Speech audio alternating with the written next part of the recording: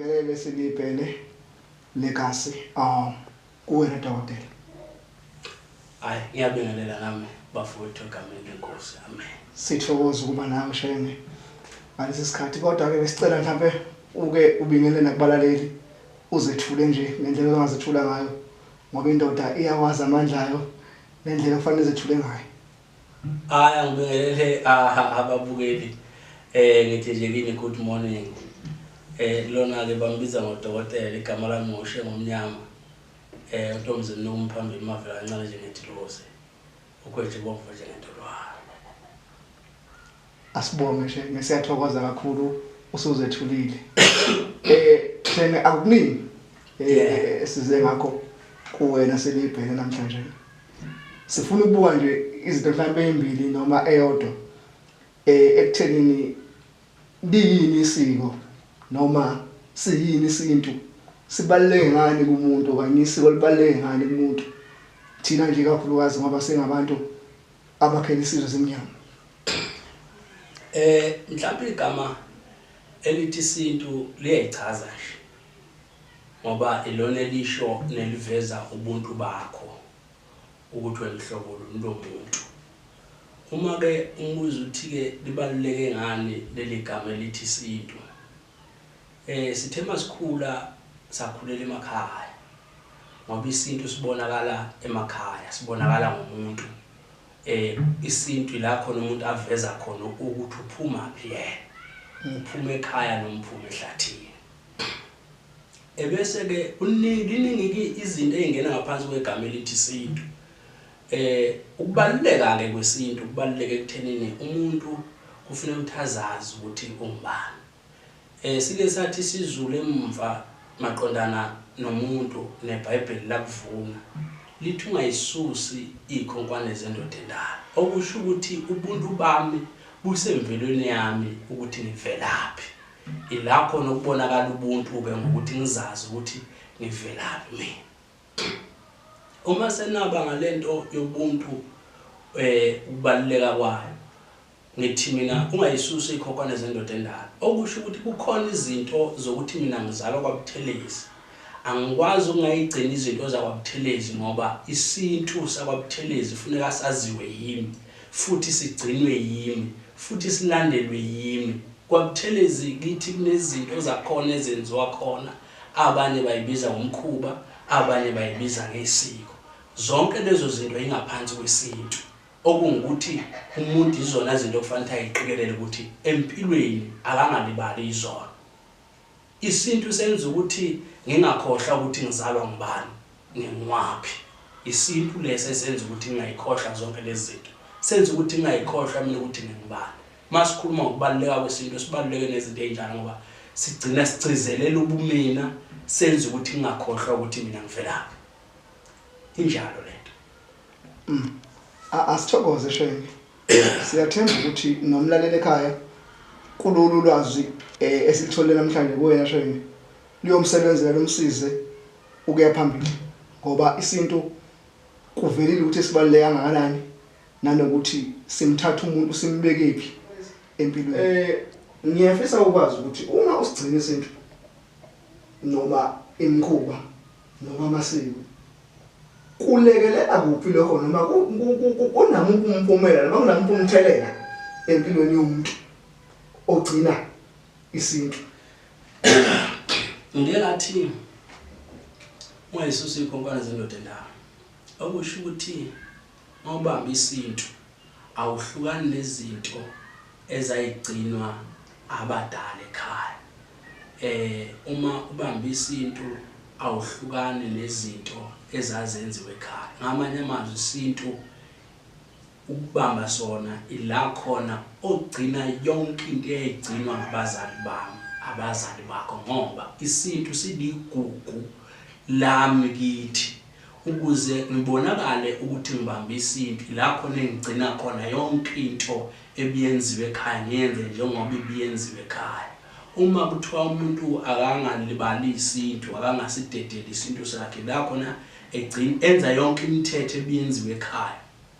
Uzokhumbula ukuthi ekhaya sizalwa ngabazali mina nje ngizalwa ngonto abayezulu angithi uyabona lawo makhehla anezinto ayigcina la ekhaya enza sure ukuthi ziyenzeka eyigcina kuphi zonke lezi zinto lezi eyigcina emsamo la khona kubaluleke khona ukuthi izinto zala ekhaya zigcinwa kuphi emsamo ukuze leli khaya lihlale liyikhaya elikahle elingaphazamiseki lutho ngoba ugcina izinto zesintu awuphazamiseki umuzwa wakhe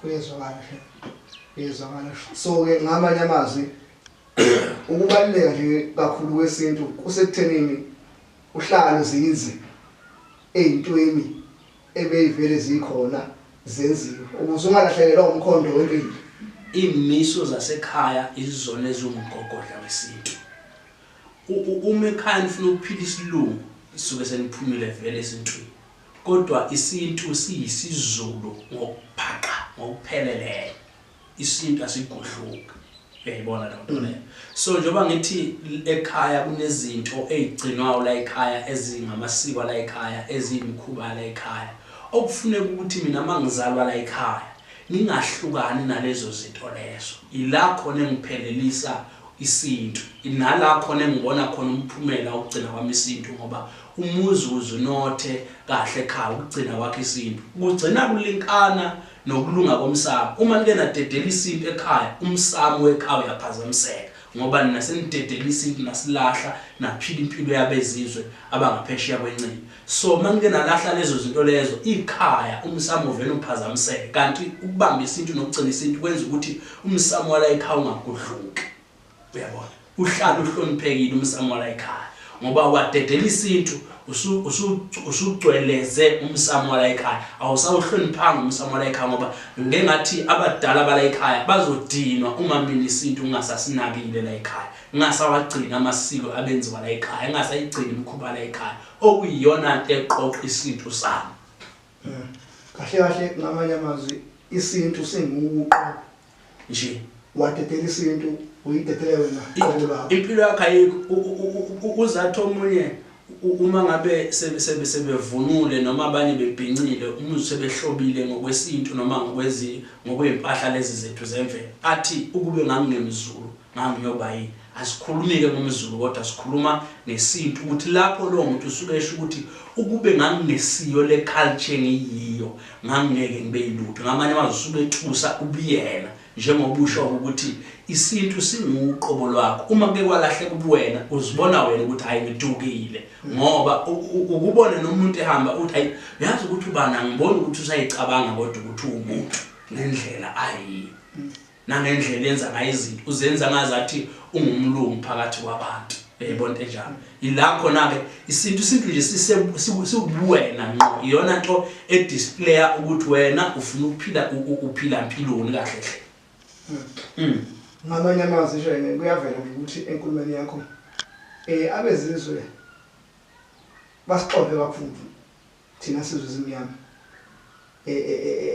eyintweni eyithinta ubuntu bethu qobo lwethu so ke angifuni abantu sibashilo didekilation ngiyacela nje ukuthi ngikuphe lithuba mhlambe ubelaphe nalabo asebesukile ekubeni yibo sebekhohliwe ububona qobo ukuthi iziphi izinto abangazenza noma ikuphi okufanele bekwenze ukuze bebuyele emasisweni ngoba kubalulekile ukuthi sibuyele emasisweni ngoba izwe limaphekethwane nje ukuthi silahlekelwe ubunjalo bethu nokuthini uqobo silahlekelwe ubunjalo bethu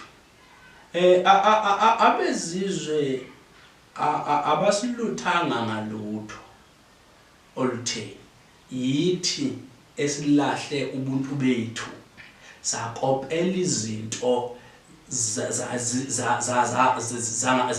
zabelunga ngembeke kanjalo ngoba into yesintu ilahlwe kakhulu isilungu so ilula lento le yembatha ukhukho lwakho ubuyele kokwakini yabona yembatha ukhukho lwakho ubuyele kokwakini ukuze impilo izoba ngcono ngoba njengoba usho ukuthi njengamanje izwe selishintshile izwe lishintshile kuzoba nzima ukubuyela kwezwe esimeni salo uma umuntu engakazazi ukuthi ungubani umuntu engakabuyela esintwini sakhe ayiso Uyabo. So ke ngithi ke mawusho njalo umuntu akabuyele esintwini sakhe agcine okwakubo ukuze ezobona umphumela wesintu ukuthi kugcine kungazathi isintu asinamsebenzi ngenxa yokuthi akaze sinake ezintweni ebezizimfundiso zabantu abadala. Ngoba ukunaka ezintweni ezizimfundiso zabantu abadala ikhona okusenza singahlukani nesintu.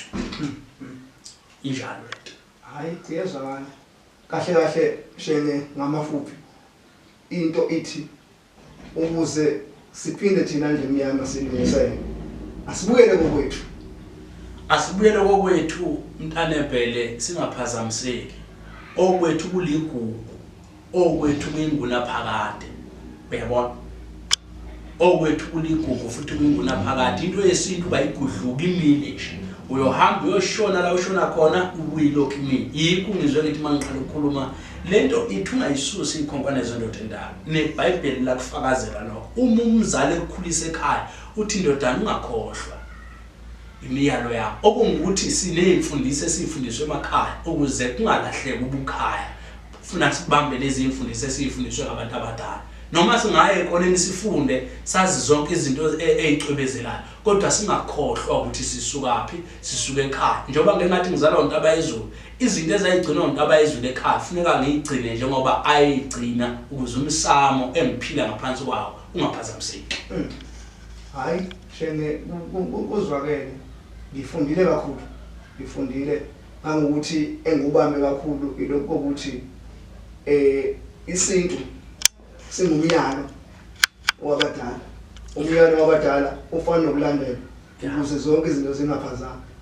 Shene asibonge isho likhulu kithi. Sibonge silibhele legasi kuwena sobalisa. Inyama nanqenga le. Ithokoza. Phuma nje.